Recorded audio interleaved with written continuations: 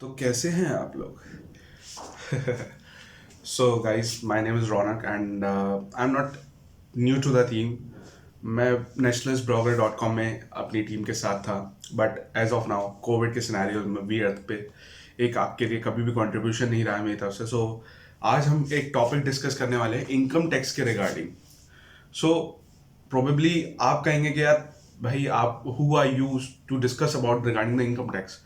Since I'm a CA finalist student and I'll be discussing one of the crucial scenarios जिसमें आपको पता होना चाहिए कि ये चीज़ें होती हैं. आप अपना बचा पाएंगे कि अपने आप को कि आपके पास कभी नोटिस ना आए फ्यूचर में. सो प्लीज़ बने रहिए और एक जगह बैठे रहिए. द थिंग इज कि हमारे पास जब भी हम किसी सीए के पास जाते हैं तो वो एक फॉर्म 26AS निकालता है, आपने सुना होगा.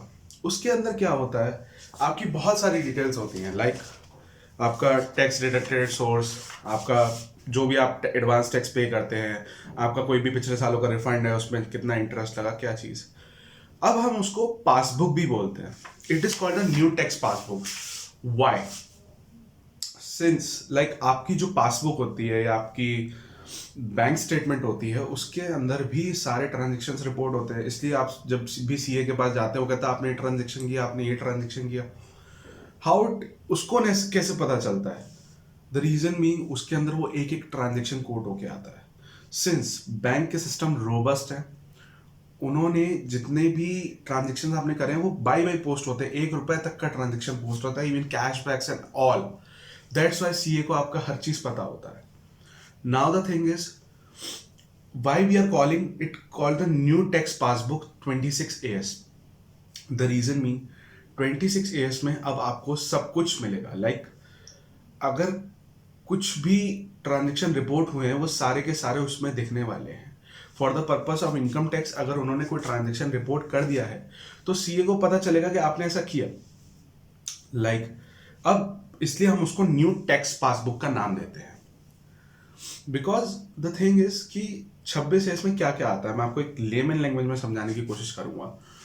26AS में हमने जो कोई पार्टी होती है हमारा टीडीएस काटती है, टैक्स डिडक्टेड एट सोर्स, तो वो भी उसमें दिखेगा. और कहीं पे हमारा कोई रिफंड आया है या हमने एडवांस टैक्स पे किया है तो वो भी उसमें सारा इंफॉर्मेशन रखेगा. ऑल्सो चौथी चीज जो आती है वो आती है SFT. Now what is it? SFT is called Statement of Financial Transactions. The thing is, specified high value of transaction जो कि इनकम टैक्स ने प्रिस्क्राइब कर रखे हैं कि साहब अगर आप ये ट्रांजेक्शन करते हो तो रिपोर्ट हो जाएगा. अब ये रिपोर्ट हो जाएगा या फिर रिपोर्ट हो रहा है, वो क्यों हो रहा है? कभी आप इसने सोचा है आपने? नहीं.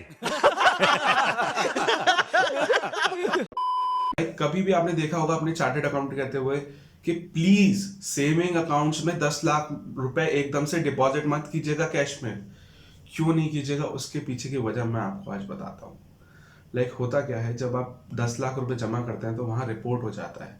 बैंक ही रिपोर्ट कर देता है अपनी ट्रांजेक्शन्स की कि इस पर्सन ने, जिसका हमारे पास अकाउंट है, उसने ऐसे ऐसे 10 लाख रुपए एकदम से जमा कर दिया. Now what is the significance behind it of reporting? क्यों करा गया ऐसा? साहब अगर आप इनकम टैक्स रिटर्न ही फाइल नहीं करते तो आपके पास 10 लाख रुपए आए कहाँ से इतना? क्योंकि अगर आप इनकम टैक्स रिटर्न फाइल करते होते तो आपकी आय 10 लाख 2.5 लाख से ऊपर है और आपने सीधा सीधा 10 लाख रुपए जमा कर दी तो इनकम टैक्स को तो ये बात खलेगी. इनकम टैक्स आपसे रीजन मांगेगा और रीजन मांगने के बाद भी अगर वो दो चीजें करता है कि उन्होंने पहले आपसे रीजन मांगेंगे, ऑल्सो वो आपकी रिटर्न को कंपेयर करते हैं. अगर आपने रिटर्न भरी भी है तो सपोज अगर आपने छोटी रिटर्न भी भरी है कि मेरी इतनी इनकम है but you have deposited a large amount in it, so वो आपको कंपेयर करेंगे क्या दिस पर्सन वो कर सकता है इतना डिपॉजिट या नहीं कर सकता. This is the point. Also आप सोच रहे होंगे कि खाली यही ट्रांजेक्शन है. नहीं, ऐसे करके बहुत सारे ट्रांजेक्शन है. इसका स्कोप वाइडन किया जा रहा है डे बाई डे. लाइक मैं आपको बताना चाहूंगा, पहले बहुत सारे ट्रांजेक्शन होते हैं, मैं उनको लिस्ट वाइज नहीं बता रहा हूँ, लेकिन जनरल वे में जो आपके लिए रिलेवेंट है वो मैं आपको बता रहा हूँ.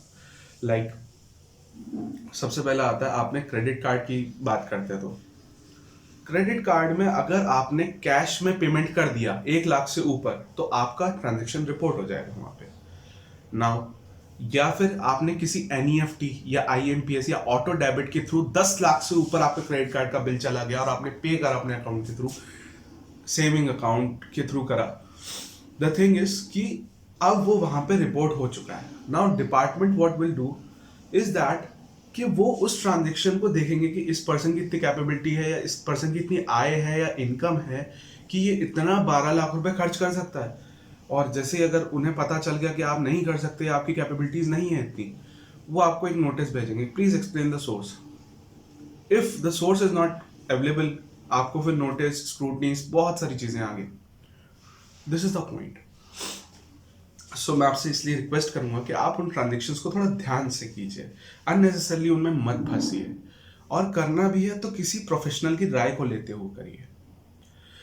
अब मैं आपको एक बताता हूँ, एक असेसी था, उसने क्या करा, एक 2-3 ट्रैक्टर्स बेचे, बफेलोज बेची, भाई चीज़ें आई हैं, मतलब आज तक उसको रिटर्न बनने की ज़रूरत नहीं थी, लेकिन आज उसको बहुत पैसा मिला है। उसने क्या करा, 10 लाख रुपए, किसान आदमी था, जाके जमा कर दिया। इनकम टैक्स ने उसे नोटिस दे दिया, बुलाया, जी भाई क्या बात है, कैसे आ गए 10 लाख रुपए आपके पास। सो द थिंग इज कि आप उन ट्रांजेक्शन से थोड़ा बचें। अब बात करते हैं एसएफटी ट्रांजेक्शन्स की, जो कि आपके लिए जानना जरूरी है कि अगर इन ट्रांजेक्शन्स को हमें करना है तो थोड़ा बच के करना है। सीरियसली, अगर हमारी रिटर्न कैपेबल भी है, बट सिंस हमें उन ट्रांजेक्शन्स को करना ही नहीं है कि हमें नोटिस रिसीव हो या हमसे सोर्स पता करा जाए उन चीज़ों का, सो आप थोड़ा बचिए उन चीज़ों से, ठीक है। This is just tax saving, not tax evasion, this is the point. Also अब बात करते हैं कि आपने, सबसे पहले मैंने आपको बताया कि आपको 10 लाख रुपए अपने सेविंग अकाउंट में एकदम से डिपॉजिट नहीं करने हैं, पूरे साल में डिपॉजिट नहीं करने हैं। ऑल्सो ऐसी ही चीज़ आती है कि आपको करंट अकाउंट में भी अपने 50 लाख से ऊपर का डिपॉजिट नहीं करना, 50 लाख या मोर इन 1 और मोर करंट अकाउंट। इसका मतलब आप समझ रहे हैं, इसका मतलब ये है कि अल्टीमेटली एक सिंगल पर्सन को कितने भी उसके पास करंट अकाउंट हो, 50 लाख से ऊपर का डिपॉजिट नहीं करना है उन सब में मिलाकर। अब अगर उसका टर्नओवर हाई है तो वो करेगा ही, बट सिंस अगर हम उस चीज़ों से बच सकते हैं कि हमारे पास अननेसेसरली उस ट्रांजेक्शन्स को ना करें, या फिर अवॉइड करें ऐसे ट्रांजेक्शन्स को, या फिर हम उनको नेट बैंकिंग के थ्रू लें या फिर एनईएफटी के थ्रू लें, कैश डिपॉजिट ना करें, ना कैश विड्रॉल करें, ऐसे सेक्शन से बचें। This is my point. तो यहाँ पे कैश डिपॉजिट की बात कही है स्पेसिफिकली, ऐसे ही कैश विड्रॉल्स का भी है, वो हम नेक्स्ट वीडियो में कवर करेंगे फिर कभी। बट द थिंग इज, उससे आगे बढ़ते हैं तो हमें ये कहा जाता है कि भाई आप purchase on sale of immovable property, जहां पर आपका ट्रांजेक्शन वैल्यू, लाइक आपने एक प्रॉपर्टी बेचा या सेल किया, तो 30 लाख से अगर ऊपर का है तो वो रिपोर्ट हो जाएगा, लाइक बायर के लिए भी सेलर के लिए भी। सेलर ने 30 लाख का प्रॉपर्टी सेल करा, उसके 26 में रिपोर्ट हो गया रजिस्ट्रार के थ्रू कि इसने बंदे ने इतना सेल आउट किया है। अब ऐसे ही अगर कोई पर्सन बाई करता है तो वो भी इंफॉर्मेशन डिपार्टमेंट पाई जाती है, क्योंकि आजकल की जो रजिस्ट्रीज हैं या सेल डीड है उसमें आपका प्रॉपरली पैन कोड होता है। So this is the point, ये रिपोर्ट होंगी सारी चीज़ें। अब डिपार्टमेंट इन्हीं चीज़ों को मिलाता है, उसका सॉफ्टवेयर अपने आप ही देखता है कि क्या इस पर्सन की इतनी कैपेबिलिटीज़ है, एलिजिबिलिटी है कि वो इतना ट्रांजेक्शन्स कर सकता है। अब डिपार्टमेंट को ठीक लगता है तो ठीक है, वो जाने देता है, लेकिन अगर उसको लगता है, कहीं भी डाउट होता है, तो आपसे इन्फॉर्मेशन मंगाएगा, आपसे बात करेगा, सम्मन करेगा कि साहब आपने ये ट्रांजेक्शन कैसे कर लिया, आप बताइए, थोड़ा सा रीज़न बताइएंगे हमें इसके कि इतना मोटा ट्रांजेक्शन आज तक तो आप रिटर्न फाइल नहीं करते थे, करते भी थे तो आपकी रिटर्न इतनी छोटी अमाउंट की है, इतना मतलब आपने टोटल इनकम कम दिखाया, लेकिन आपका जो डिपॉजिट्स हैं या आपके ट्रांजेक्शन है वो इतने हायर में। So this is the point. Also credit card bills का मैं आपको बता ही चुका हूँ। म्यूचुअल फंड में इन्वेस्टमेंट, म्यूचुअल फंड या बॉन्ड्स में या डिवेंचर्स में या शेयर्स ऑफ अ कंपनी में आपने अगर 10 लाख से ऊपर के खरीद लिए, वो भी आपके 26S में दिखेगा।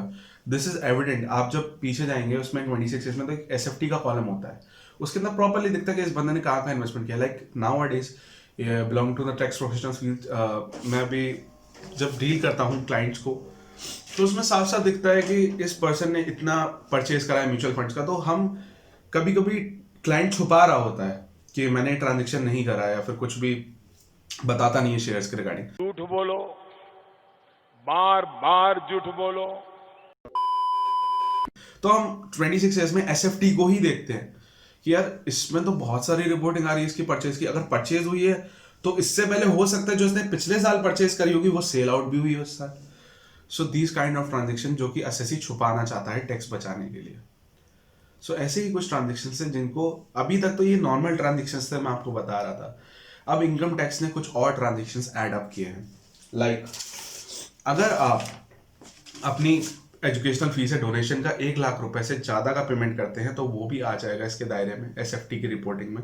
या कि बत्ती का मतलब कंजम्पशन अबव 1 लाख रुपए का है मतलब पर एनम, तो भी आप इसी के उसमें आ जाएंगे। अगर आपका बत्ती का बिल 1 लाख रुपए से ऊपर का आता है तो भी आप इसमें फंस जाएंगे। ऑल्सो अगर आपने किसी होटल को 20,000 से ऊपर का पेमेंट कर दिया तो भी वहां पे रिपोर्टिंग होगा। आपने गोल्ड या मतलब परचेज ऑफ ज्वेलरी या फिर आपने वाइट गोल्ड या पेंटिंग मार्बल अगर 1 लाख से ऊपर का खरीदा तो वो भी रिपोर्टेबल है। Also deposits credit in current account above 50 lakh मैंने आपको बताया ही। Also deposit credits in non current account above 25 lakhs. Also अगर आपने प्रॉपर्टी टैक्स का पेमेंट भी 20,000 से ऊपर करा तो भी आप इसके दायरे में। या फिर आपने लाइफ इंश्योरेंस प्रीमियम दिया और 50,000 से ऊपर कर दिया तो भी आप इसके दायरे में। हेल्थ इंश्योरेंस प्रीमियम दिया 20,000 से ऊपर का तो भी ये एसएफटी ट्रांजेक्शन ही डिपार्टमेंट के पास जाएगा। Now here comes the confusion कि ये ट्रांजेक्शन्स कब क्यों करे जा रहे हैं। मैंने आपको बताया कि लेमन लैंग्वेज में कि ये सारे ट्रांजेक्शन्स आपको ये डिपार्टमेंट को बहुत सारी इंफॉर्मेशन देते हैं आपके रिगार्डिंग। और नॉट ओनली दिस, अब इनकम टैक्स डिपार्टमेंट एक 360 डिग्री सॉफ्टवेयर आ रहा है, उसे ये पता रहेगा कि आपने कहाँ का खर्चा किया है। आप फॉरेन एक्सपेंस करते हैं उसकी भी रिपोर्टिंग इसी में आती है कि यदि किसी पर्सन ने 2 लाख से ऊपर का किसी साल में फॉरेन एक्सपेंस किया है तो वो भी यहाँ रिपोर्ट हो जाता है। इवन द थिंग इज अब तो रिटर्न भरना भी उन लोगों के लिए मैंडेटरी है जो कि इन चीज़ों में फॉल करते हैं। लाइक अगर आपका बत्ती का बिल 1 लाख से ऊपर है, आपने फॉरेन एक्सपेंस किया है, तो दीज आर द ट्रांजेक्शन्स। तो सतर्क रहें, बचे रहें। अब फर्दर इन चेक्स को सिर्फ और सिर्फ कैश ट्रांजेक्शन्स पे ही ज्यादातर लगाया गया है। ऐसा कहना गलत है। द थिंग इज आप कुछ बाइंग सेलिंग कर रहे हैं, ठीक है, मेजॉरिटी ऑफ ट्रांजेक्शन्स कैश वाले कवर हैं, लेकिन आपके नॉन कैश ट्रांजेक्शन्स भी कवर्ड है। लाइक मैं अगर क्रेडिट कार्ड बिल की बात करूं, आपने 10 लाख से ऊपर का पे कर दिया तो भी आप कवर्ड है। This is the point. So the thing is कि आपको इन ट्रांजेक्शन से कैश में करने से बचना है, सिंस कैश के ट्रांजेक्शन्स गवर्नमेंट हमेशा मना करती है। द रीजन मीन उनको पकड़ने को मतलब उनको पकड़ना थोड़ा मुश्किल है, ट्रेस आउट करना कि ये ट्रांजेक्शन यहाँ हुआ। और हवाला जैसे इलीगल ट्रांजेक्शन्स भी होते हैं और जो कि नेशनल सिक्योरिटी थ्रेट है हमारे लिए। सो आई रिक्वेस्ट यू कि आप ऐसे ट्रांजेक्शन से बचें। सीरियसली स्पीकिंग, आप एक कैशलेस इकोनॉमी में हैं और सिंस कोरोना के टाइम में चल रहे हैं, कोविड के सिनेरियोज में चल रहे हैं, सो मैं आपको रिक्वेस्ट करूंगा कि प्लीज़ आप ऐसे ट्रांजेक्शन्स ना करें। आप ज़्यादा से ज़्यादा Paytm, Google Pay, net banking, NEFT, IMPS, RTGS इन सब का इस्तेमाल करें। ऑल्सो आई रिक्वेस्ट यू कि अगर आपको ये वीडियो अच्छा लगा है so please give a thumbs up and comment below. And कोई सजेशन है तो प्लीज़ मुझे बताइए कि मैं जो इम्प्रूव कर सकता हूँ आप लोगों के लिए। और साथ ही साथ आपको कोई टॉपिक है जिसके रिगार्डिंग आपको इनकम टैक्स में जानने की है कि इसको और एलैबोरेट किया जाए मेरे द्वारा, तो प्लीज़ मुझे बताइएगा। Since the thing is I can speak in also language of yours, so please आप मुझे बताइए कि आपको हिंदी में चाहिए या इंग्लिश में ज़्यादा बेटर एक्सप्लेनेबिलिटी आ रही है। तो प्लीज़ मुझे ये भी बताइएगा कि आपको कौन सी लैंग्वेज में ज़्यादा सुनना पसंद है। So this is all my time and thank you Raunak this site.